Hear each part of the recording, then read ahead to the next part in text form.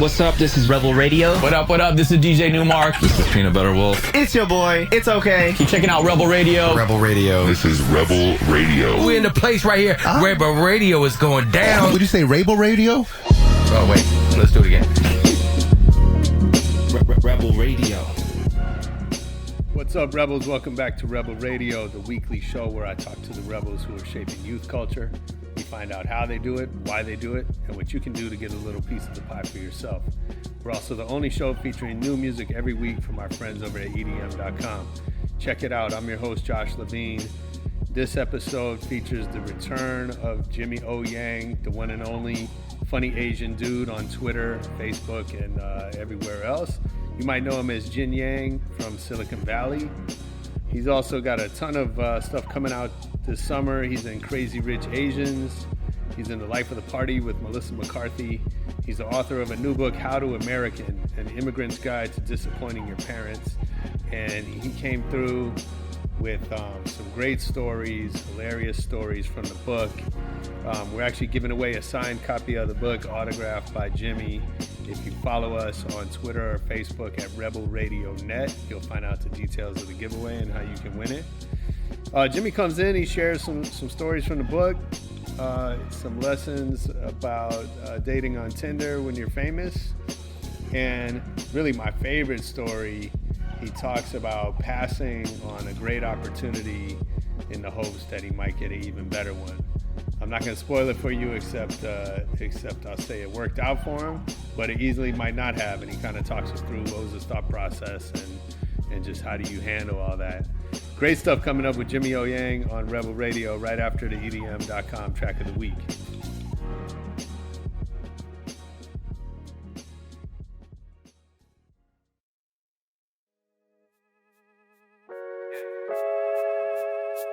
Fucking gotta work in a few hours. Fuck it though. Gotta do what you gotta do. Yeah. I see a lot of bullshit on the day. Yeah, that was the EDM.com track of the week. That was June Love with DITR. I hope I'm saying that name right. It's JVVNLOVE. The EDM.com track of the week. And let's get into it with Jian-Yang. So it was like 2 years ago you were here almost. More. No? Maybe. I feel like it's more. Something like that. Yeah. Glad you came back. Yeah, man. You know? That's dope. Yeah. I don't know what you've been doing. We blew the fuck up in that since then. Oh, yeah? Yeah, That's yeah. why we're in this massive studio. Exactly. With the Apple TV 4K images. Exactly. And you know, this studio is owned by a Beverly High alumni. So weird. Like, I just ran into a buddy of mine from high school yesterday at the farmer's market. And, you know, he's just in a family business. His family's rich. Right. And for some reason, I was so naive. I never thought that. Of course, everybody's rich in Beverly High. I was the one that didn't have a family business to fall back into. For sure. You know? It's crazy. So, I grew up, I didn't grow up here, but I became friends with a bunch of Beverly kids after, I was in college. And, but there was a generation probably 10 years before you of all these white kids that were just super into hip hop at Beverly. Oh, really? My generation is Persian kids that was very into hip hop. Right. Yeah, there probably was that too. I just didn't really meet them. Yeah. But it's all these Jewish kids. Right. So Alchemist, who's produces, Mobb Deep. Wait, he went to Beverly High? He went to Beverly. What? Yeah. Love Alchemist. Oh, yeah? He's Jewish? Yeah. I don't know. I don't know his religious affiliation. Yeah, wow. But all his homeboys, and this Mike, and then Adam, who's a designer at Stussy. So they had a TV show on, I think Beverly had its own little TV station, like a public access thing, and they had a hip hop show, and it was full. I mean, it was, you can find it online. It's not good, but it's for high school kids, it's a lot of production. That's awesome. That gave me so much hope that you just said Alchemist. Is that right? Beverly High, because that's what I wanted to do. I wanted to make beats and stuff. Yeah. When I was younger. Yeah. Yeah. Did you? Well, let's get into it. But so I realized I always like to start talking about music because I think it tells you what kind of person someone is. Yeah. And so I remember we talked about it last time you were here, and I asked, you mentioned like your dad was playing the Eagles for you. Yes. So, but what was the first? Do you remember the first record that you bought for yourself? It's definitely a hip hop record because I didn't buy no records until I came here, and I want to say I went to downtown Santee Alley and bought some bootleg records. I bought the Bad Boys 2 soundtrack with the Shake Your Tail Feather track on there, and a lot of there's one song called I swear to God, it's just called Gangster Shit with Snoop Dogg and Loon. That's right. And Diddy. Yeah. Awesome song. Yeah. And then my buddy's Persian mom went with us, and then she would always say, "Hey, gangster shit," and that became like a really funny thing within the family. That's hilarious. And then I think I bought like R. Kelly's Chocolate Factory. I was like 16 or 15 in Santee Alley. That's about and then, right. And then I asked You the gotta lady, have I'm slow like, jams. Yeah, I asked the lady, I'm like, do you have Chocolate Factory by R. Kelly? And she's like, man, what you trying to do? Make some love? It was really fun, like, to buy those bootleg DVDs back in the day. I supported the local merchants by buying their bootleg DVDs, and I didn't really download too much from LimeWire, I think, and Napster back in the day. It was just a hassle. I love those bootleg stuff. Yeah. And then I'm trying to think. The first Kanye album, I burnt it off a friend. That was a really good album. I'm trying to think, like, what's like the first legitimate record that I purchased? That's got to be like until college, maybe. Is that right? When I had some money. Yeah. I remember I did buy 3 6 Mafia. Okay. The Most Known Unknown. It was a 2-sided CD. Yeah. I think one side was a DVD. I'm not really sure. Oh wow. But it was really cool. I love them, and I think that was the first one I actually bought legitimately at like a Target or something. Yeah. That's so funny. So, and then, man, dude, the book is amazing. Oh, thanks, man. I loved it. I listened to the audio and like hearing you read it. So much fun. And there's like so many stories I don't know. I laughed my ass off. But you're talking about having a rap group. Yes. And you're the producer. Oh yeah. The Yellow Panthers. The Yellow Panthers. It's me, my black friend Julian, and my other friend Yuji, who's half black and half Asian. Yeah. So 1.5 Asian guys, 1.5 black guys. Yeah. Hence the Yellow Panthers. Nice. So I'm curious, like, I don't know. You talk a lot about representation, and I think that's a very important. It's an important conversation that we're having in society right now. Yeah. Look, I wish I don't have to talk about it. Of course. But I have to. Of course. Especially being like 1 out of 5 Asian person on TV. Yeah, of course. Yeah. But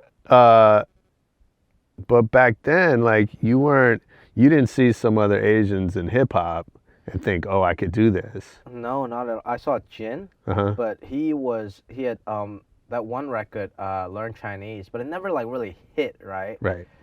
So yeah, there wasn't like the Far East movement didn't come until later. Right. And yeah, producer-wise, I didn't even think I remember like a producer that was Asian or Chinese necessarily. So yeah, it was just like obviously my dad didn't get what I was doing. Right. But even for me, I didn't believe that I could do it. Sure. It got to a point where I was in college. I was using SoundClick. You remember that SoundClick? That's where Soulja Boy blew up. And I sold a couple of my beats on there. One of them to a porn site called fudgestick.com, as you read in the book. Now defunct fudgestick.com. It's hard to imagine they didn't make it. I know, right? I don't know. Maybe he got married and quit. With that name. Yeah. Anyway, so I sold some beats. So technically I was a professional producer. Yeah, I was selling sure. for like $200-300. But I was getting some traction. I went on this site called rockbattle.com. Okay. It's started by Rottweiler, and it's like producers battling beats, and then you can sell beats, and then that's cool. Young Fire came from there. He's an awesome producer, and a bunch of other guys. So I really had a lot of I found a community there. Yeah. It's a very specific, like not just hip hop, but beat making. Right. Yeah. Talking about gears and stuff like that. Right. And it was really cool, but it got to a point like I got pretty good at it. I feel like I could have gotten like actually really good and professional doing that, but I just couldn't sit in the studio for like 8 hours a day and really come up with beats. It was very isolating. I would hate that. Yeah, and back then I didn't have access to like rappers or anything like Sure. that could really rap on my track. So it was just me making tracks, but not really songs. Right.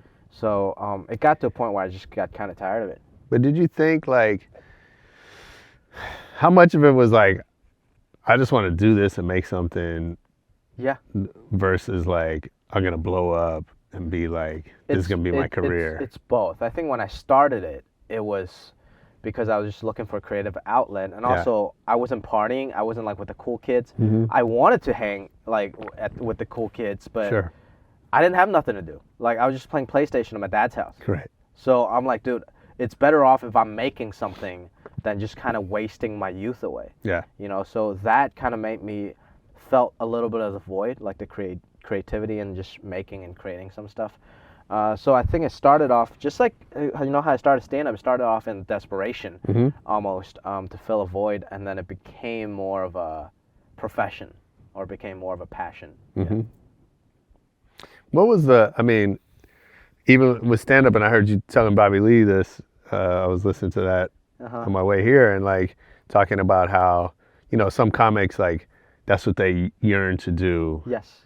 And that wasn't for you. It was like... When I got to a certain point, because I started stand-up, I wanted to make friends, I want to get laid, Yeah. I want a job, I want money to, like, maybe transition to get on a TV show. Of course. And now at this point, I'm okay in all those aspects, right? Like, I have really cool friends, you know, that I like. I'm getting laid, you know, Nice. not a ton, but you know, I'm getting laid. Congratulations. Yeah, thanks. But you know, I have a job on TV. Yeah. You know, so and then now to go back to a stand-up comedy club, it's like, why? You know, why am I doing this? I didn't find a motivation anymore. But then that actually allowed me to kind of really dig deep and find a real motivation. It's like, why do you want to do stand-up? Like, now I'm talking about stuff that I actually want to talk about. And a lot of stuff, you know, excavated from a book, you know, Right. my stories that I want to share.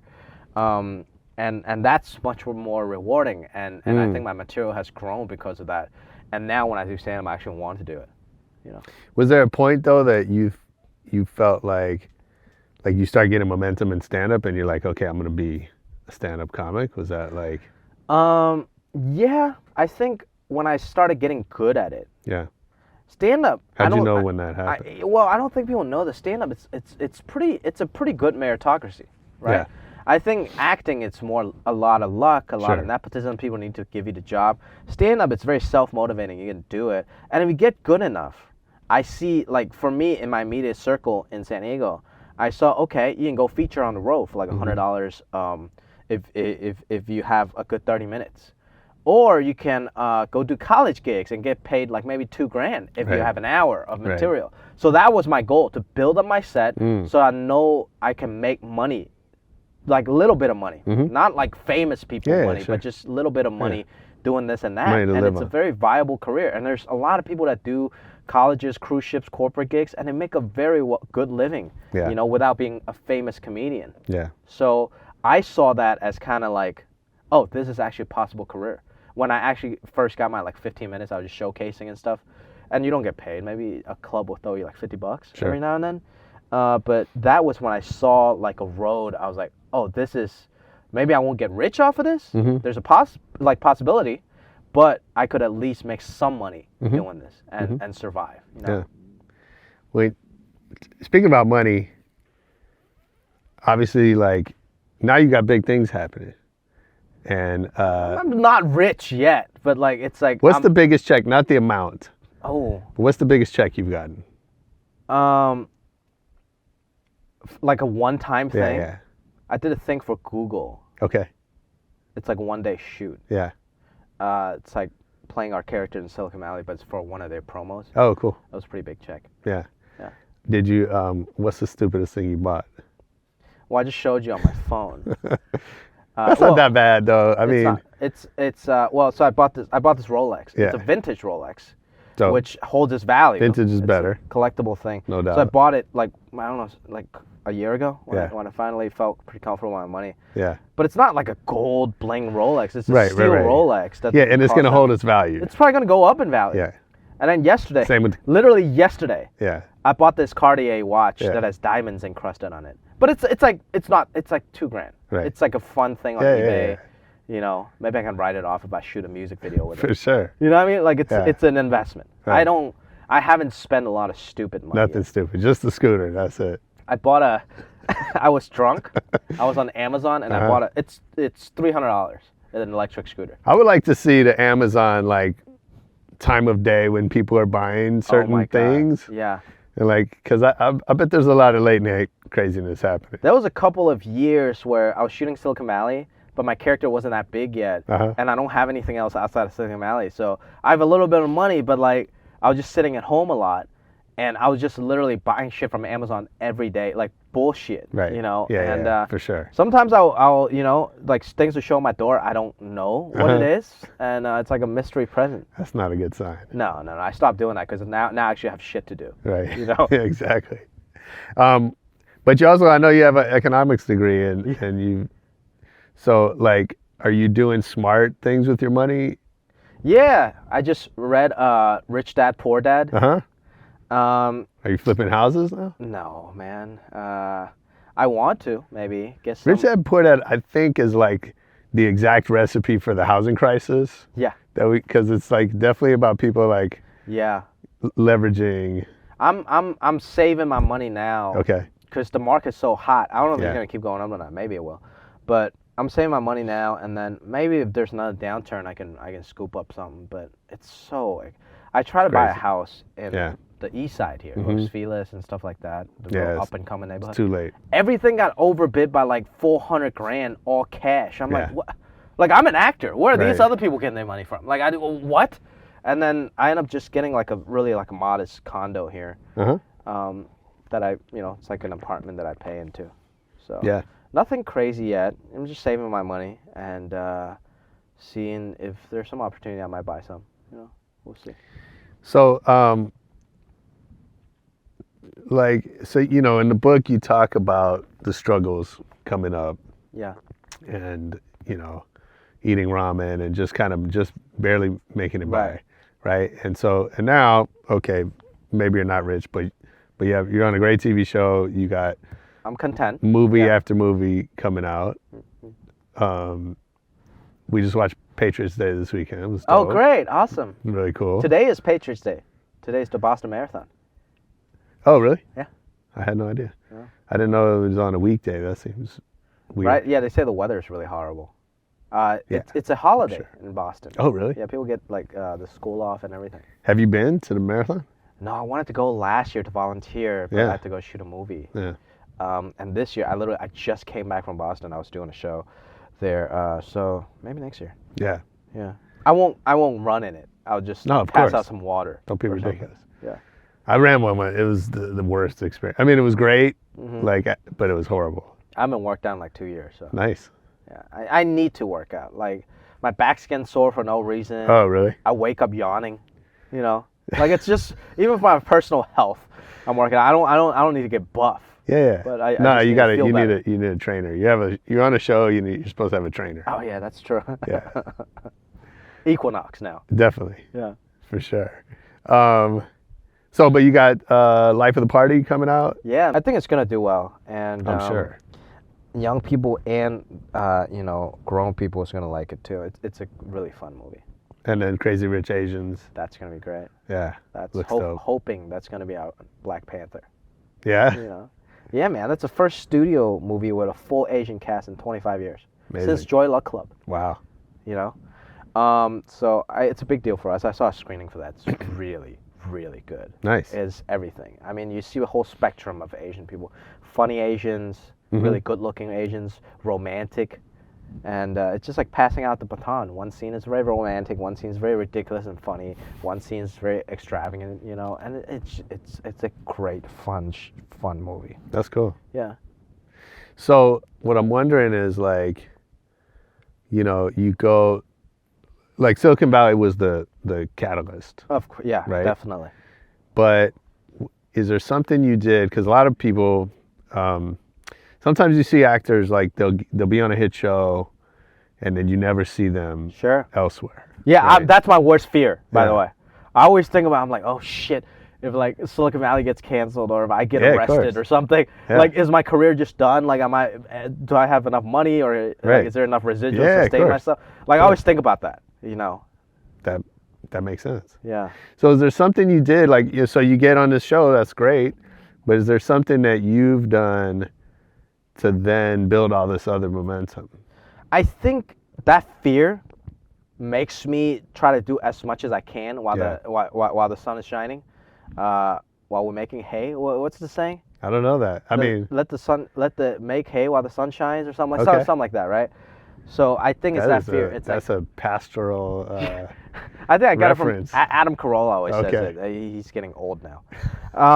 So He's definitely that type of dude that has like those Yeah. grandpa sayings. Yes. Yeah. Yeah, and that hustle saying, you know. So I think I'm just trying really hard to use that momentum to build whatever. And I think Patriots Day was really big for me in a way that I established myself Well, it's not comedy. as a dramatic actor. And unfortunately, not a lot of people saw it. I wish more people would have seen it. But the material Did that movie not do well?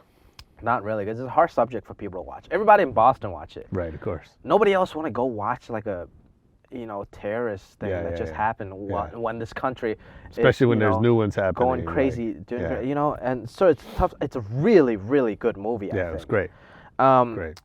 But the material's out there, so we can always send it out to casting directors or Yeah. studios that it's like, yo, look, he can actually act, And then I think with this book, How to American, that just came out, I'm starting to establish myself as a legitimate writer, So I think things like that, it's like the beginning phases of what I want to do more. Yeah, I was going to ask why put out a book. You obviously have enough to keep you busy now. Yeah, but it's first of all, it's that fear. I want to do it when I can. Yeah. And also, I really just want to share the story. There's not a lot of immigrant stories out there, especially all the stuff surrounding the news. It's a very politicized issue. Mm-hmm. And I just want to put like a human face on it, and in a fun way. Yeah. And hopefully I can turn this into like a TV show or something in the future. And it's just something I really want to write. And it's all the stories that I already know that I want to put out there in an honest way, Yeah. just my story. And it's a little more honest approach than stand-up comedy. Because stand-up, it's a little more structured. Set up Okay. punchline, you got to get a few punchlines every second, you know Sure. what I mean? Yeah. But this is just able to write. It was a very therapeutic process for me. And the response has been great. And like I literally had this kid send me a DM on Instagram. He's like, hey man, I'm 15. I just moved from China last year. And this is the first book in English that I read with nobody's help. Nice. And it was like really nice. And then other Yeah. people was like, yo, my dad's exactly this way. Right, or like right, even right. like you, who's not Asian, reading it, is like, yo, it's funny. I Sure. get to know you more. Yeah. And that's what I want to do. I just want to put myself out there in an honest way so people would know me more than just a character on Silicon Valley. Mm-hmm. And it's all about just, I think in our industry, it's just all about creating IPs, intellectual properties. Sure. That's our savings account. Yeah. I was talking to a pretty famous older comedian friend of mine. He doesn't believe in investing his money with a business manager and stuff like that. Okay. He was like, we're creatives. Mm. Like, I already make money. Like, my accountant's telling me let my money make money. Right. Which I agree with personally. But he's like, no, I don't agree with that because how I make money is creating stuff. Right. So as long as I keep creating, don't fuck with my money. Sure. And I'm like, oh my God, that's actually very interesting thought I never thought about. It Like, is. We're like alchemists in a way. We're just creating whatever we create. Hopefully people will buy it. Right. Yeah, it is. It's also incredibly stupid because, like, you can do both. yeah, you could do both. You can do both. I mean, that's like just saying, oh, I have a job. I'm going to go to work every day. Yeah. So I could just spend everything I make. Yeah. Well, one day maybe that job goes away. Maybe you can't work anymore or you don't want to work anymore. Yeah. Like there's a whole bunch of money gives you options, For sure. right? Yeah. And so if you have to then create something in order to eat, you have fewer options. Yeah, but I mean, what I took away from No that. disrespect to your friend No, who's no, saying no. stupid things. None at all. And I don't agree with that financial sentiment. Right. But what I took away from that was like, wow, as artists, we can literally churn out. Yeah. We're literally printing money with our mind. For sure. And that's what's great about it. We just got to keep creating, man. Mm-hmm. Instead of, because sometimes when I do get into the money loop, I'm talking to my accountant too much, which to invest in, blah, blah, blah. Yeah. I'm worried about the money that I have Right. instead of worrying about making more, you know? I think So, I mean, you got to do both. yeah, You know, that's right. that's a smart way to do it. But, Yeah. you know, that was an interesting point of view. Totally. Yeah. What about, you know, I'm sure there's a lot of stories not in the book.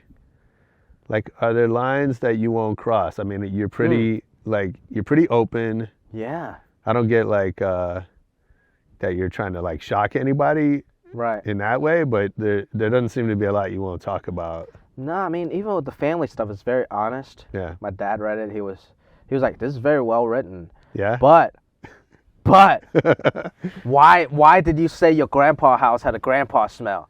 Why did you say that I had credit really? card debts? That was Yeah. the stuff that he was worried about. Yeah. I'm like, oh, I didn't know you were going to be mad about that. I thought you were going to be mad about something else. Publicly. Yeah. Right. And but you know that's why in a way a lot of Asian stories don't get shared. Yeah. Because we have a very close Sure. you know thing. It's like we don't talk about family. You know, we don't talk about what happens in the house. Yeah. But I think we need this. You know, because like growing up, I thought my family's the only one that's fucking nuts. Right. But no, everybody's family's kind of like that. Every Asian family shares similar, you know, things. Yeah. Every immigrant family shares similar things, or just every family in general share these things, right? So I don't know if there's certain lines. I didn't talk about my brother too much. He's a little more sensitive in the way that he doesn't really take a joke very well. Okay. So I just mentioned him a little bit, and I don't think that's part of the narrative to really. He leads his own life, you know. Right. What else? Like a lot of people ask me like T.J. Miller stuff. Yeah. I wrote about it in the book. Yeah. I have a whole chapter that's called How to Silicon Valley. Right. But I have nothing but good experience on that show. Like, I'm sure my publicists hoped that I had some dirt to dish out, but nah, man. Like everything was great. Like me and TJ had a great chemistry. Yeah. And honestly, if it wasn't for him, I don't know where my character would have been. You know what I mean? Yeah. So I don't think there's lines that I wouldn't cross at all. It's very, very honest. My dad was like, "Why did you write it so honestly?" Usually people lie when they write a Right. book. Yeah, sure. I'm like, that's the only way I know it's how to kinda write. That's what you'd expect. You know? Yeah. So That's yeah. funny. Yeah. Yeah. It's funny, I mean, you talk about the cultural differences. Like you had this great article in the New York Times Yeah. about like things, I forget what it was called, but it was basically things I don't understand about American culture. Yeah, intimacies in American culture. Intimacy, right? And I was reading it, and I could definitely relate to some of it. The whole like the I love you thing. Like my wife met some girl, and we had her and her husband over for dinner. Uh-huh. And then I saw this dude again, and he's like, "I love you, bro." I was like, "Dude, I've met you once. Yeah. I barely even remember your name." But we say that. And It's it waters weird. it down. It's totally waters it down. But then I started thinking about like what's happening with like Me Too, and is that just an American thing, or like is there room for that type of conversation Interesting. in Chinese culture specifically? Well, I think the dating culture, from what I know, I moved here when I was 13. Yeah, so yeah, I was yeah. very young and I never really dated in China. Sure. But I think it's more conservative. Like Right. even if you go to clubs here, it's hard. Maybe it's hard to pick up an Asian girl and just go home with her. Usually they roll in packs. You got to be in a friend group, stuff like that, right? Right. So I feel like it's a little safer environment and it's less of a hookup culture. I might be wrong because I haven't been back there in a long time. Right. But culturally, Over there, you're saying? Yeah, over there. Yeah, yeah. But culturally speaking, it's less of a hookup Yeah. culture. So it's I want to say that less of that stuff happens, that crossing the line stuff. Whereas America, Western culture is a little more open. Sure. So maybe that leads away. I mean, all of that is wrong, obviously. Sure. And I'm sure maybe it happens to a certain degree in Asia. But I want to say it's less prevalent. Maybe that's just my naivete. Because growing up in Hong Kong, I didn't think anybody was really getting laid until marriage. Right. That could be true. That could be totally wrong. Yeah, yeah. You know, I haven't been back there. So Yeah. hard for me to speak on that Yeah. now because I don't know the culture as well as I did when I was 13. Yeah, of course. You know? Of course. Yeah, that's crazy. Yeah. So Jian-Yang's character is like a much bigger deal this season, Right. which is good for you. Yeah. What was there something you did to kind of like prepare for that? I just prepare for the same way. Yeah. You know, a lot of it is written on the script. I just gotta. My stomach is growling too. It's okay.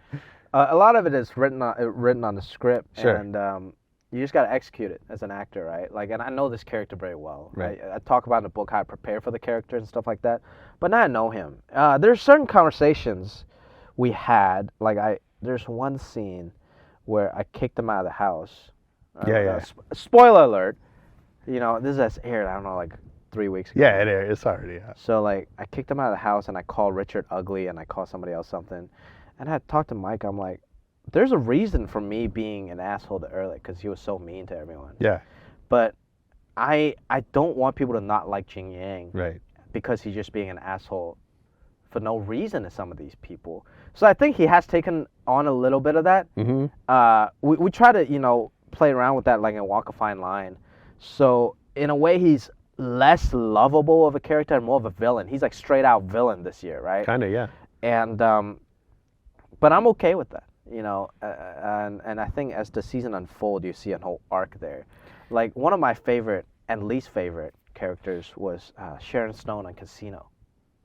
You remember that? Yeah. She's just I remember really. like I just hate her so much. I just want to like just oh my god, like punch my TV. Like I can't stand it. Right? Yeah. So conniving, so like manipulative of a character.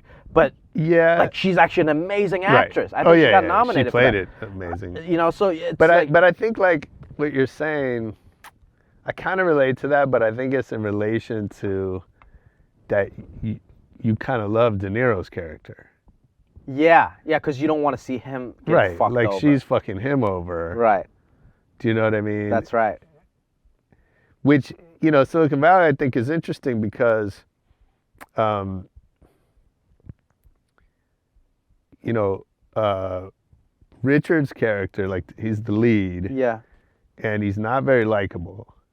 In a way, kind of nobody. Like we all have our own quirks. Right. Yeah. Yeah.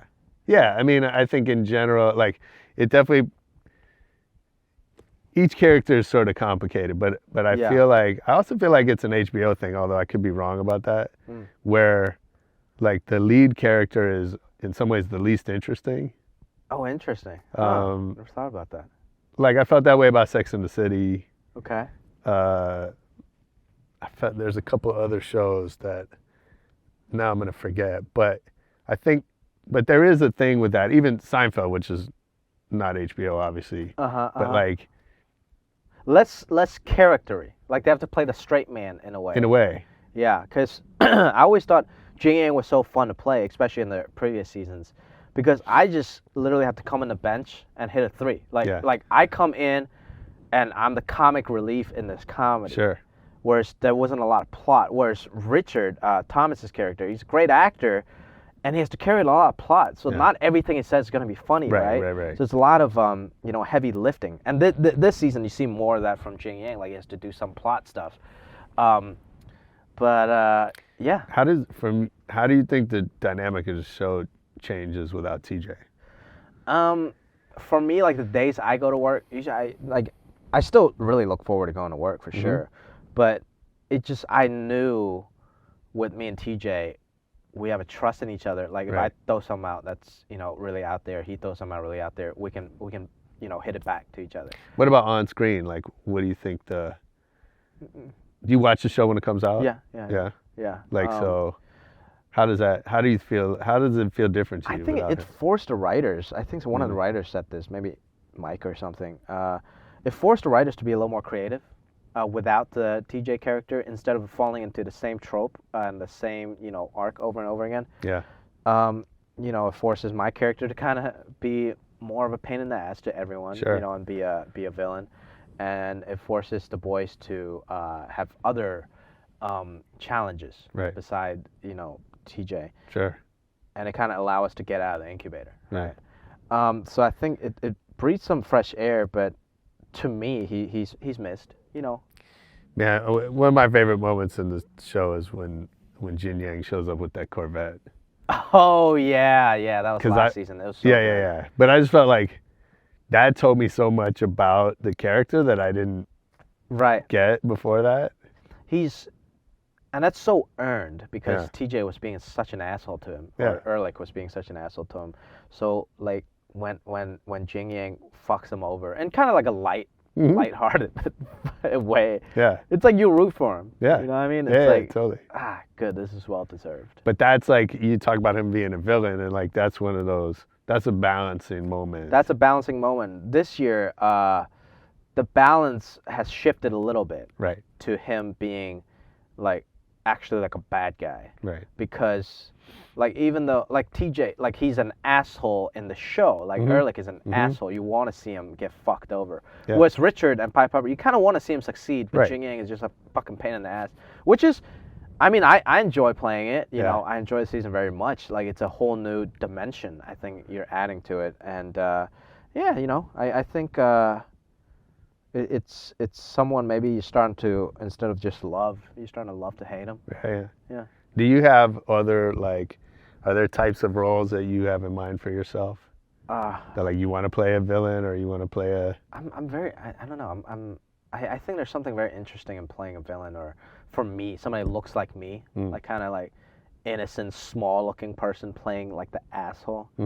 Like in Crazy Rich Asians, I play this character called Bernard Tai, and for anyone that's read the book, he's a fat asshole. Like he's literally an obese asshole that throws these guys like the craziest bachelor party. So I had a lot of fun playing that character because it's like an alter ego I kind of always wanted to be, but I'm not, just because that's not like generally who I am. But there's a part of me that You didn't really like wants bulk up for the role. Well, I mean, I have a gut now. Gain 50 pounds. I have a gut, so Okay. you know that kind of That's being impressive. skinny funny is kind of funny, you know. I didn't do that intent. Well, for purpose of press, I would say I did it on purpose. Yeah. You know, but no, I think I just have a beer belly now. But it's really fun to play those parts that's kind of, in a way, anti-type. You know, even Jian-Yang in a way, even though he is a programmer, he's pretty anti-type. He's this small Asian asshole. Like you just don't really see that. You know what I Right. mean? Like a lot of people, especially in the beginning of this series, was like, oh, Jian-Yang might be a little stereotypical. Where's he gonna go? And because he was kind of like a docile, like, you know, character. But then when they start seeing Jian-Yang really stepping up and screwing over like Ehrlich and stuff, it was like, oh man, now we're rooting for him. Like this is cool because we've never really seen this. Totally. It's playing against type in a way, you know, even though he looks in a very type this certain way, but his actions are kind of like the opposite. So I saw that there was some backlash against you or against the character. Yeah. For being like too stereotypical. I didn't know that I just read about it. I think it was... Yeah, I think, you know, it's well, like have you seen the Apu thing? No. Like they're giving, like they're saying Apu's a one-dimensional Right. character that's been around and shaped how Americans see, you know, the Indian Americans. Sure. And it's an interesting thing because in the documentary himself, the comedian's very pissed off about that. He's like, this is why he got bullied, like in school and stuff like that. Yeah. And really the problem boils down to not just that character itself, but the representation. Sure. There's not enough, especially back in the day, Indian actors. And Apu was the most famous one. And now more and more, there's enough, not enough still, Right. but getting more and more representation. sure. So there's room to be a quirky, nerdy Asian, to be an asshole Asian. There's a room to be a very good-looking Asian. Like, I'm not 6'2" and a model. Well, so I can't be an actor because I'm Asian and I'm representing you poorly. That's fucking insane, right? Right. And also, I see it in a different point of view because I was an immigrant. I came here when I was 13. Right. So Jian-Yang is just playing myself 15 years ago. So I feel very close to that, right? And the generation that's after me, the American-born Chinese, or I have my friends, my peers that are American-born Chinese, they have a different perspective. Of course. Because it's unfair to them that they might be treated as a foreign kid when they're an American kid, right? When everything is American from. For me, I don't feel that way. I'm very Chinese still. Right. So there's not a disconnect, but a different point of view there. My goal is to play an immigrant character with dimension and maybe like this, like an asshole, like anti-type immigrant character that's not just a docile immigrant. Right. And making immigrants look kind of good in a way, Yeah. Instead of avoiding playing immigrant characters because I don't want to get looped into it, because that would be fucking hypocritical. Totally. Right? Because I'm an immigrant. And some of the backlash was from the early on in the season when the character wasn't developed yet. And I get that. But how much of that do you like? How much of that do you pay attention to? Because I always feel like there's this in any, especially like minority groups. Yeah. Right. There's always that like the establishment. Sure. That's like, I remember, when I started my career working in hip hop, and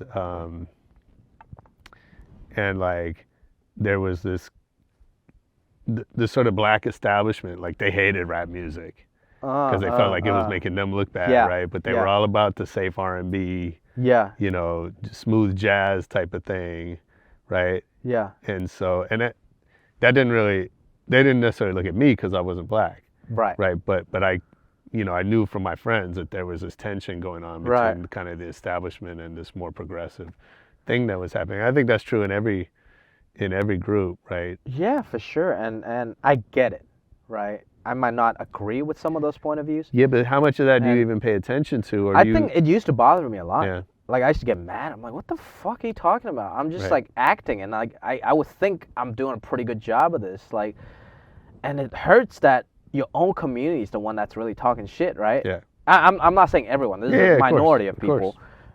But it used to bother me. But then I had to dig a little bit. I'm like, okay, where do I actually stand on this issue? And then when I figured it out, like what I just told you and what I said in the book, like, I think a lot of it is the American-born Asians. Mm-hmm. They feel slighted because I'm playing an immigrant character. Right. But now I know where I stand. I'm an immigrant. I'm very proud of that. And to this day, I still have a little bit of an accent, right?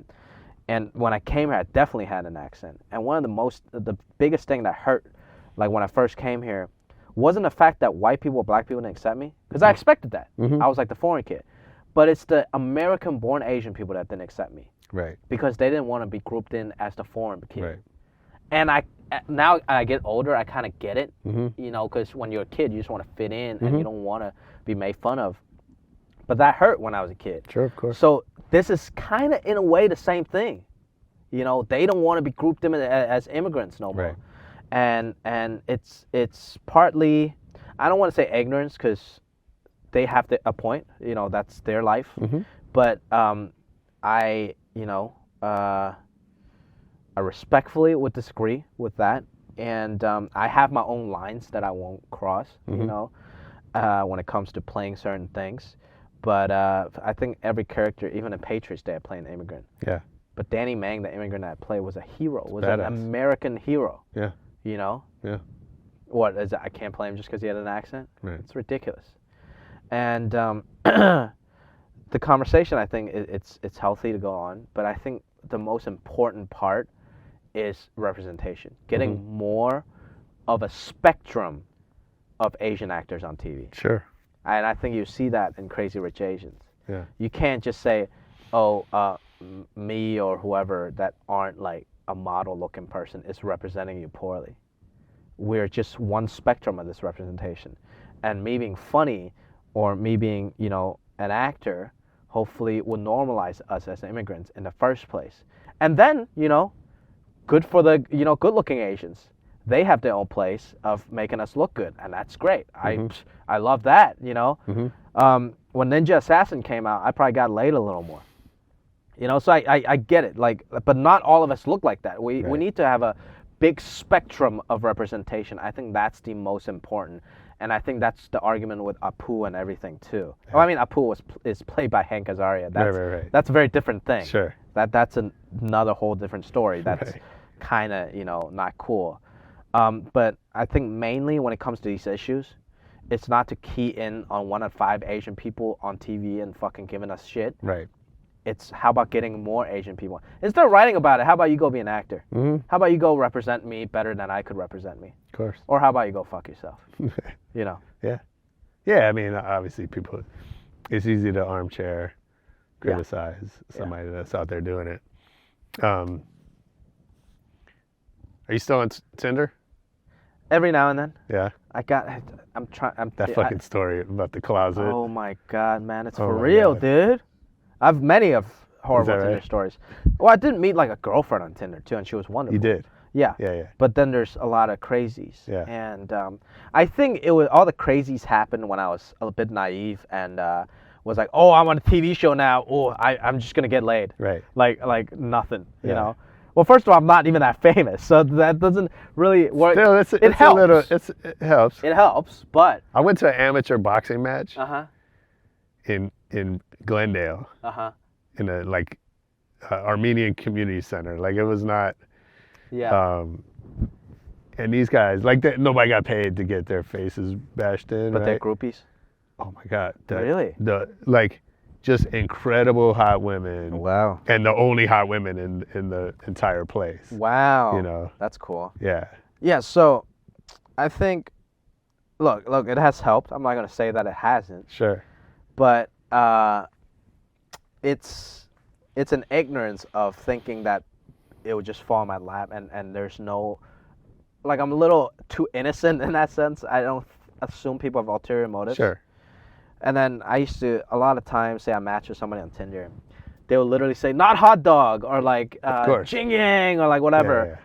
And at first, I thought it was a good sign. I was Right. like, okay, she's a fan of the show. This is cool. But then sometimes they want to just kind of hang out to kind of pick your brains about the workings of the show. Right. How's Mike Judge? How's TJ? Yeah. Or they just want to fan and take a picture, right? Right. And I didn't see that in the beginning.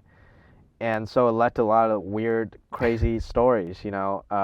So did you learn to change your Well, now approach? I feel like the best ones are the ones that, the best girls that I meet, or even people in general, are the ones that don't necessarily know me from Silicon Valley, but it's just like a mutual respect. Like, they would have matched with me regardless. Right. But Yeah, of maybe course. I am slightly more attractive because I'm successful at what I do. Doesn't matter if that's a TV show, or not, you know. Yeah. So in a traditional sense, you know, so yeah, that's a little better. And then if they discover that I do stand up and is impressed by that, or they discover that I'm on Silicon Valley and turn out to be a fan, that's great. Yeah.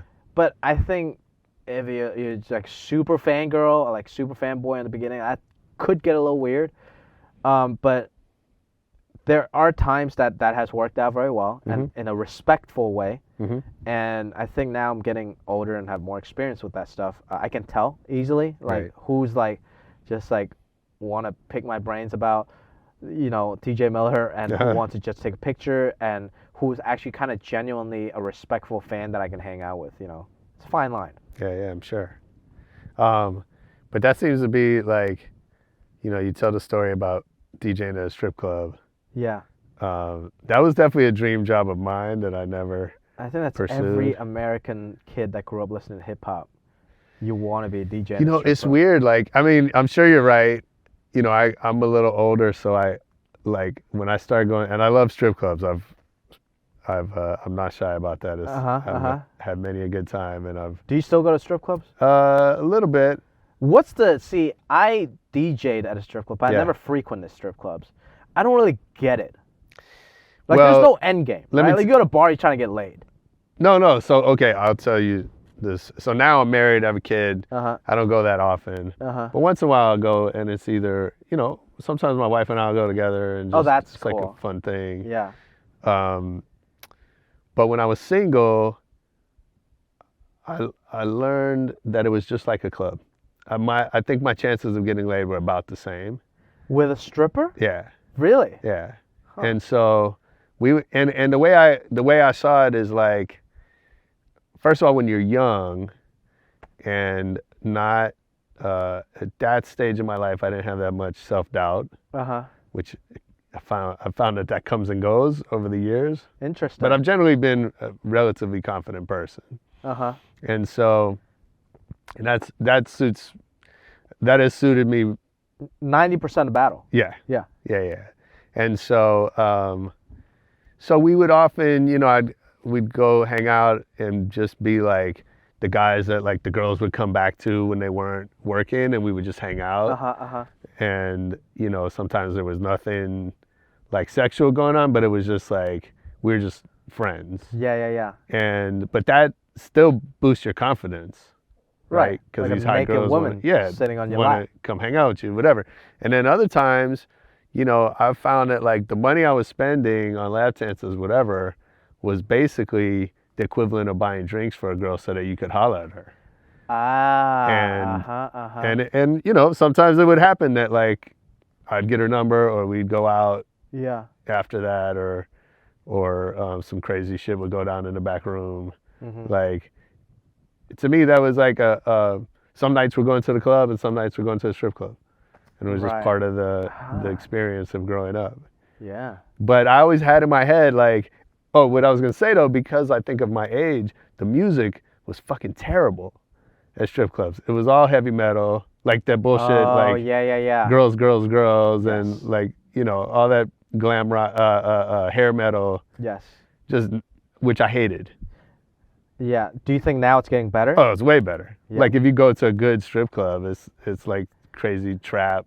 My favorite, every time I go to Atlanta, I go to Magic City. I still haven't been. I need to go. Oh my God, it's so ill. I've been to Claremont's in Atlanta, where your grandma's dance. I haven't been to Claremont's. I've been to the Gold Club, which is all right. Okay. That's the mainstream, like. Yeah. It's still better because there's like 40 girls on stage at a time. That's cool. Yeah. Yeah. The It's strip club like, I worked at was horrible. Two customers at all times. Yeah. I've been to those too. Yeah. What's the one downtown? Hofbrau. Sam's Hofbrau's. Like, I love that one. So Yeah. my family's from LA, and my grandmother used to take me there when it was a actual German restaurant. It was a Oh my Hofbrau. God, I didn't know that. We used to go for lunch and have like the prime rib or whatever that was in the 70s. And so, yeah, it wasn't always like it is now. But now it's like a fucking rap video. Yeah. No, I like it. And you can just have some carne asada and a beer. yeah, totally. Totally. Like. But anyway, I always thought, like, wouldn't it be better to be there, like, getting paid to play music, you know all the girls. Right. Like, I should have done that as a college job. I think if I would have worked in another strip club, I would have gotten laid a ton. Yeah. It would have been really fun, like if it was Magic City or Cheetahs even, or Yeah, something yeah, like yeah. that. But this strip club was run by gangsters. Right. It, like, not that many girls that's, like, actually attractive. Right. And it just... not a very healthy environment. Yeah. And I was scared, honestly, a little Yeah. bit. And I just want to do a good job. Like, I didn't know how to not cross the line. Like, that was my main concern. Sure. So it wasn't like, there was like literally 10 girls, like, in rotation. Yeah. And 2 customers. And I also didn't realize that it wasn't real DJing. Like, I kind of didn't put those together, and I was like, I'm not that good at DJ. Like, they're not gonna hire me. Like, that was like my fear. it's more being a salesman. Right. Selling lap dances. Yeah, on yeah. a microphone. Yeah. Then, because you just press a couple songs. Like, Sure. And I always let the girls pick the song, so everybody's happy and stuff like that. That's right. So I think it depends on the girls. Like, some of them like want like the rock metal stuff. When I was in San Diego at that strip club, mostly it's hip hop and it's great. And I actually learned a lot of the new songs. Like Jeremiah. I learned about Jeremiah through the strip club because Is that right? Yeah, because like all the girls want to dance with like that new Jeremiah album. Yeah. That Down on Me song and all that. Yeah. So a lot of new music, like I know Magic City, that's how a lot of rappers go test their music. It's amazing. Like, you go in there and hear songs that like you've never heard before, but everybody in the clubs is singing it. Yeah, that's fucking awesome. It's crazy. Yeah, and then still, I mean, it just depends on the vibe in the neighborhood you're in. Still, there's like those rocker strippers. Yeah, I think they're very hot, but some of them, like, it's so aggressive, like aggressive rock and like techno, and they got a fucking mohawk. Yeah. I'm not saying that's not cool. Yeah. But I can be. I can't keep looking at that. Right.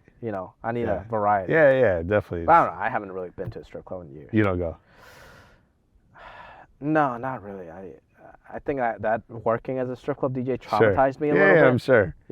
I'm sure. Yeah. I also think the vibes changed. I've came And to it changes terms, as you get older too. right. I came to terms now. Like I'm 30, right? Yeah.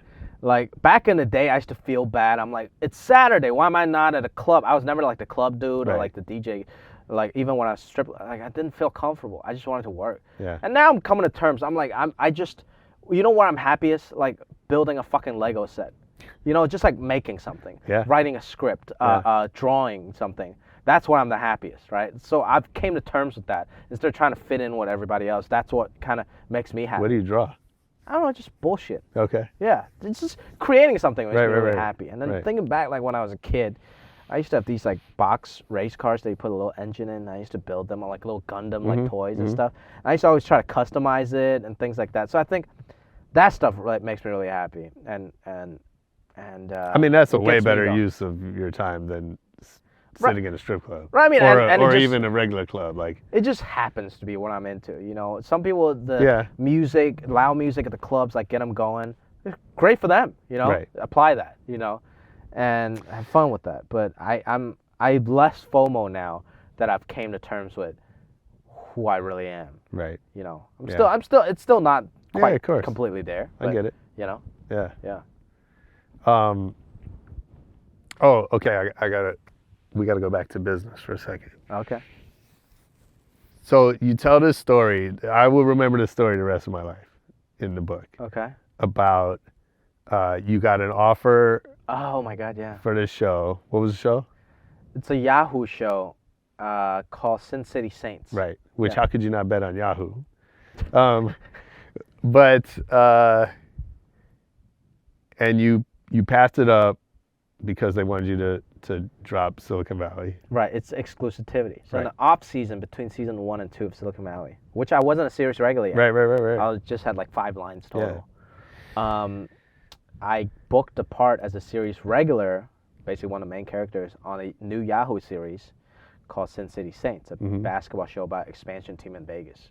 Oh, it wasn't. I thought it was like a Sin City, like the movie, like the movie thing, like spin Oh, off no, of that. no. Oh, okay. It's an expansion basketball team. Got it. But Baron Davis So was obviously you in made that the show. right choice. Yeah, but in hindsight, Yeah. that being a series regular on a small Yahoo show at the time would have Huge. paid 10 times more. Yeah. Maybe even more than that, than being a guest star in Silicon Valley. Yeah.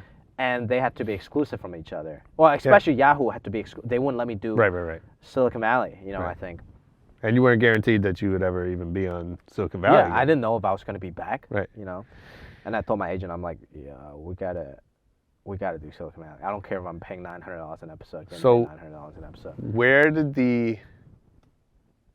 Where'd that come from? Where did you find that strength or that whatever? Maybe it's you all the would years call of it? eating ramen, right? Okay. Money wasn't. I was Right. pretty happy without money. Yeah. Obviously, I wanted more money, but I was okay without money. Yeah. So what's another couple more years without money? You know. Mm-hmm. But a show like Silicon Valley doesn't come around that often that I'm casted on. Right. There's the old story like George Clooney got 17 failed pilots before he got what was it General Hospital ER or something Yeah. like that. So I get how hard it is to have a successful TV show that goes into the second season.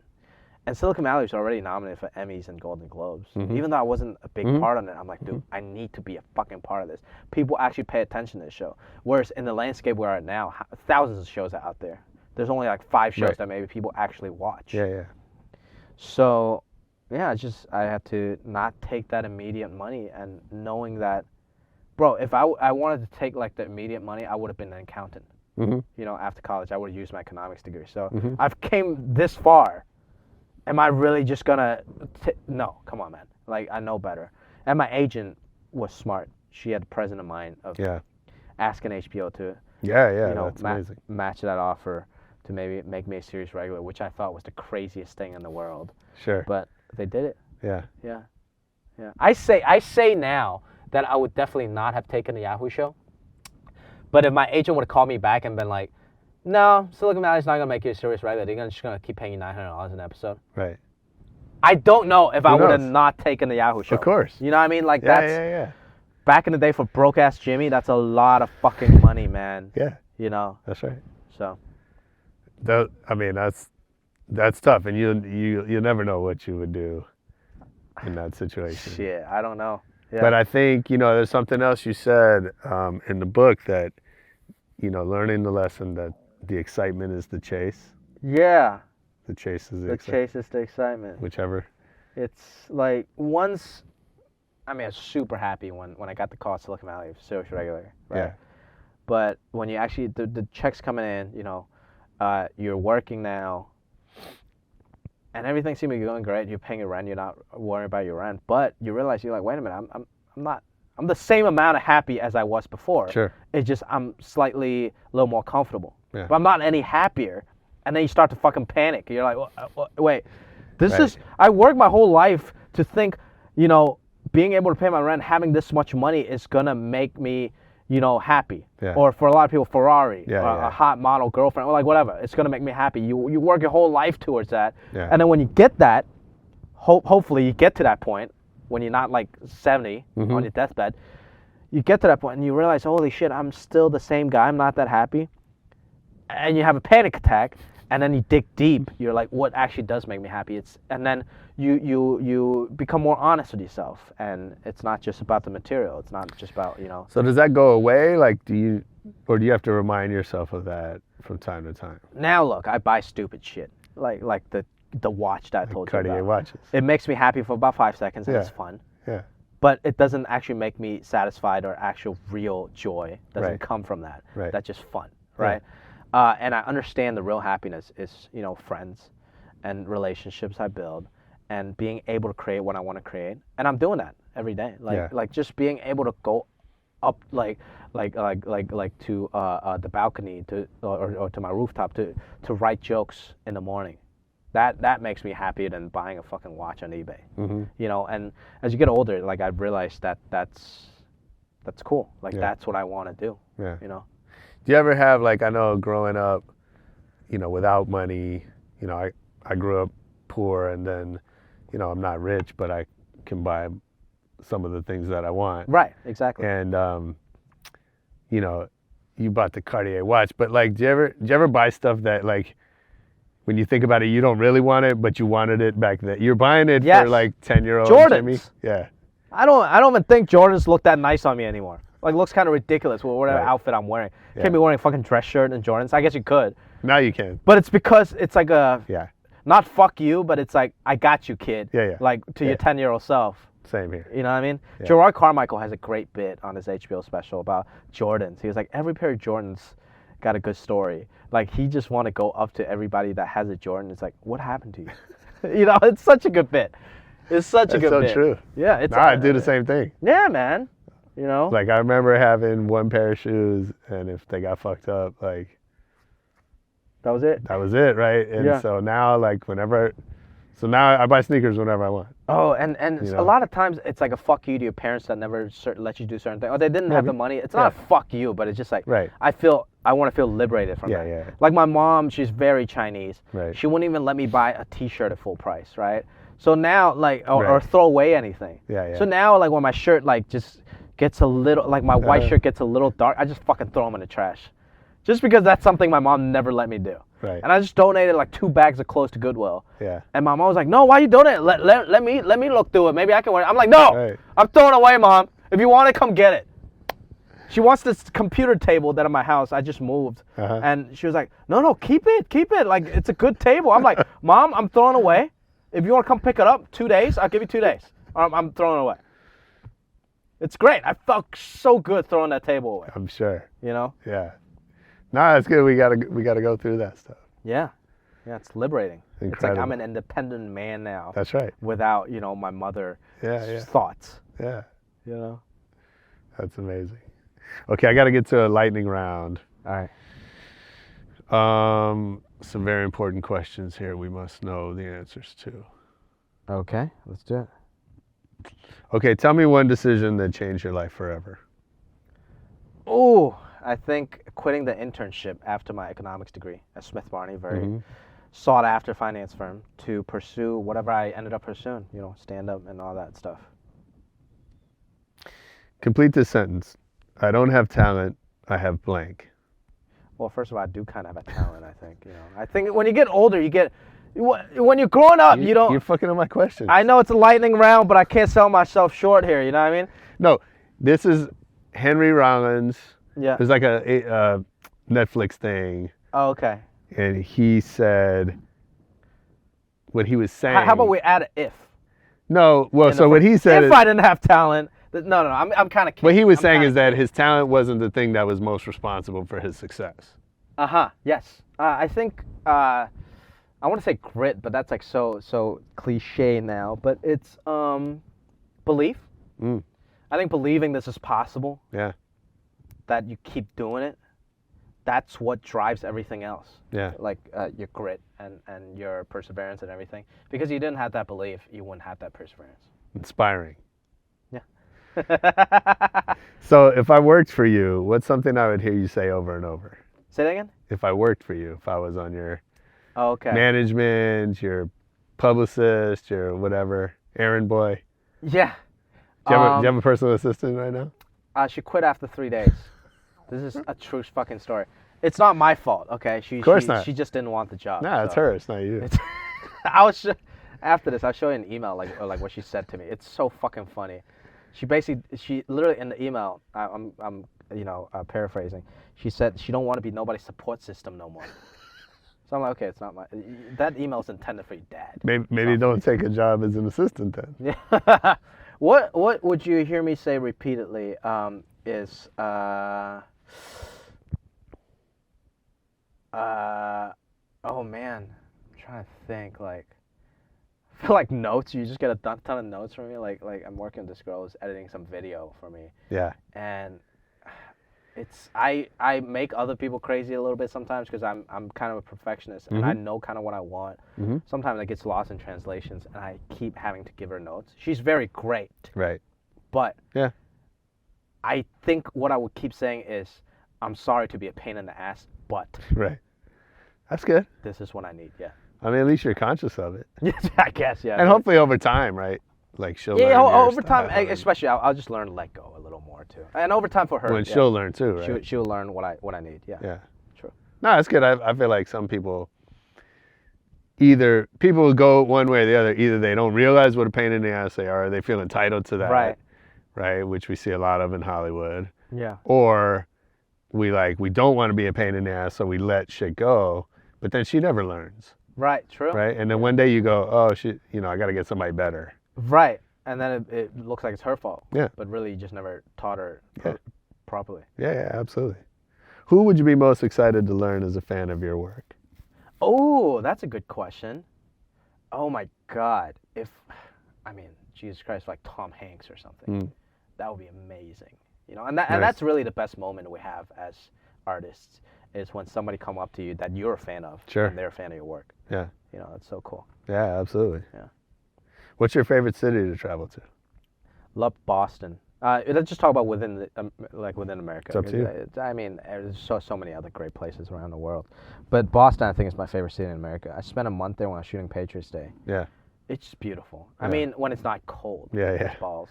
Yeah. Because you can walk around, a lot of history, a lot of architecture, great food, Totally. really passionate, great people, but it's not as intense as New York. Right. There's still a lot of nice scenery. Love Boston. Yeah. That's cool. What, other than your own, what's the last great book you read? I want to say Crazy Rich Asians, Yeah. but that would be cliche, and that would just be a promotional plug. But that is a great book. I'm trying to think. The Power of Now. I thought that was a great book. Yeah. Eckhart Tolle. Yeah. And that really, I've learned to meditate, to just kind of see things for what Are you it still is. meditating? I'm getting back to it. Yeah. Yeah. I bought like one of those Himalayan singing bowls. Uh-huh. Very, very cool. Very cool. My neighbors probably think I'm crazy, but I just bang it really loud every morning. Are you chanting and shit? No, I'm not chanting, but I hum every now and then. It's great. It's a great process. That's being grateful, being like, just taking a moment to take in what you've just done. Yeah. That's all we have. If you're not grateful, it doesn't matter how fucking much money you make. And you still write, like you talked in the book about writing down goals every so often? I still do. Actually, this afternoon I got a meeting with my management team, and we rework like a goal list. So now sometimes it's some personal goals that I keep in a box. Yeah. Sometimes it's goals that I need to be very clear with my team. Yeah. So I think that's extremely important. Yeah. Absolutely. What movie have you seen the most in your life? Oh, good question. Goodfellas, Forrest Gump, those two. I mean, those two are those anthology movies that it doesn't matter which part of the movie you jump into on like just even cable syndication. Yeah. I'll keep watching the rest of it. Yeah. You know. Totally. Yeah. Those are great movies. Who's your favorite DJ? I don't know. I don't know any DJ really. I mean, DJ Khaled. I don't know. Like I don't know. I'm not hip. That's anymore. fine. That's all right. Yeah. This DJ be Warren G. What's the I mean, last? does that count? What's the last show you went to? Like a concert? Yeah. Damn, I don't ever go to concerts. Never. I need to. Music I really festival. need to. Not Coachella. Coachella seems so daunting. I do have FOMO from seeing my friends like Instagram. It's like all my good-looking friends at Coachella, half naked, Yeah. men or women. Yeah. I'm like, oh my god, I need to be there. Yeah. But then I'm like, nah, I'm not one of those people. Like it's. You gotta go next year because you'll be more famous Yeah, I with guess. movies and all that. But it seems and so like, daunting. I just like to then it's sit. like I go to. no, you can sit. You can sit. Yeah. When you're famous, they give you chairs. Okay, I need a rickshaw guy to like take me around the Coachella. No, you gotta have your management get you the guest pass. Okay. So then you can go back. Oh yeah. And Okay. then there's bikes. I'll do that. There's not bikes. There's golf carts. Yeah. Okay. They take you around. I sell myself short sometimes because I'm a little lazy. I don't like to go to concerts where I have to stand. I did go to the Yeezy Kanye concert where we left halfway. Yeah, that's good. That was very cool. I always need a buddy to force me That's to go. good. Then you don't get tired standing. 'Cause Yeah, it's- exactly. It's over fast. Yeah. Well, I was sitting too. It was Oh, in the yeah. forum. I didn't get the floor seats. Nah, I think going to Coachella. I mean, I'm not famous, but I get to go to Coachella like I'm famous because I know those guys. Yeah. But like that's one of the perks of being famous that you should like take advantage. That would be of. cool. That would be cool. I should look into that. I don't only go to clubs. I live in West Hollywood now. I never went through that club phase. I want to just go 5 times and tell myself I hate it and then stop going. You see what I'm saying? How much do you like old school music? It's not so much the music, right? No, I know, love old I know, school music. I I love know. old school music. Like I love, like Warren G. I'm gonna take you to a club. Okay. Hit me up. It's in West Hollywood. You, It's dope. The main thing is the loudness of the music. I know I sound so fucking old. Yeah, It's yeah. the fact that I have to stand and Yeah. my eardrums getting blown out. I get and it. I have to yell at people. I love talking, okay? So like I can't talk to people. I get it. Like my looks is not what the biggest selling point for me is. I need to talk to people in order to pick up some chicks. Totally get it. But I can't just yell at them. That's so daunting. But I'll go with you. I'll go. No, this is chill. It's a grown-up club. You'll be not the youngest person there, but you'll be at the younger end of it. Okay. And Where's it's my boy Adam 12. He's been on the show a few times. It's at the Standard, Oh, okay, great. The Standard's a good place. and it's a great. Let's go. It's an easy night out. It's not like high pressure. Yeah, I don't want to lose my voice by the next Yeah. morning. You know what I mean? Yeah. Like sometimes That's what I'm saying. It's in the Standard. It's not like this huge like. Yeah. It's not like clubbing in Hollywood with some, There's been nights that I know, like say a girl's filling me in the club. I know if I just stay through the club closes, I'll get laid probably. But I just couldn't. I just had to go home and go to sleep. I try to not do that anymore. Yeah, that's But right. it's just like I can't. Like I'm dying. Yeah. Like I would rather go home and jerk off. You need stamina. Yeah. See, I think not in bed. I'm fine. Yeah. I just want to make that clear. Of But course. I need to work out. I need to work out, man. I need to get some more cut energy. that part. Yeah. No, like that. No, there's a stamina to getting laid. There is. You have to stay through the yeah. night, man. Yeah. You have to be. You have to just be present. Yeah. You can't just be like 12 o'clock and be like, hey, you want to come back to my place? Because the girl want to keep partying. Yeah, it's prime time. You Right. know? Yeah. Oh my God, New York fucked me up. I was in New York. I was partying, and like. I mean, that's the problem because it never ends there. It doesn't close till 5, and then I stuck around till like 4:30. The club's about to close. Yeah. And this girl I was talking to, and then I was like, okay, you wanna go back to her? She was like, oh, there's an after party I'm about to go to. I'm like, oh my God, I'm already 3 hours past my bedtime. I'm Right. gonna fucking kill myself now. Totally. Like now I'm pot committed, Right. as they say. And that's where that belief comes in, right? Because Yes. if you don't believe you're gonna Well, get by laid, the time like, 7 o'clock, I go back to the house. right? I'm gonna fall asleep when I'm fucking you, man. Yeah. Like, you know, what's the end game here? Let me take a nap. I'll meet you in the next place. How about that? That's a great note to end on. Oh shit. Yeah, that's good, man. Jimmy's Rules for Clubbers. That's your next book. Yeah, have a nap pot in the back. Let me, old man Jimmy, take a nap. Come out. I'll be there till 7 a.m. Are you gonna write more? I am writing some scripts and stuff. And book-wise, if a great idea comes to me that I want to write, I'll write it. I'm not just gonna put out another one just to try to make some money or anything like that. Yeah, you know? sure. Yeah. Dope. Yeah. Good to see you, man. Thanks for doing the seeing show. you. Yeah, we'll go to Standard. Yeah, we'll go for party. sure. And we'll get you out at Coachella next year. That'll be fun. Yeah. Everybody, make sure to go get How to American by Jimmy O. Yang. Yeah, man. Do you know Jeremiah O. Yang? Yes, I do know him. Yeah. How do you know him? I know him just. Like social media stuff. I know him literally just because it was the same last name. Right. But his is spelled out. Yeah. Mine used to be spelled out too, but Yeah. nobody can pronounce it. So Yeah. Being an actor is a little, especially a stand-up. Being an actor, I could have stayed with my name if I was an actor, just an actor. But at stand-up, it's very much word of mouth and stuff. So Right, usually right, people call me right. Jimmy Yang and Yeah. stuff, which is great because it's easy to promote and Sure. stuff like that. And go to jimmycomedy.com if anybody want to go catch any of the live shows. I'm doing a little tour coming up. Are you? Nice. We'll come see you. Yeah. Come by. Dope. Come by. Cool. All right.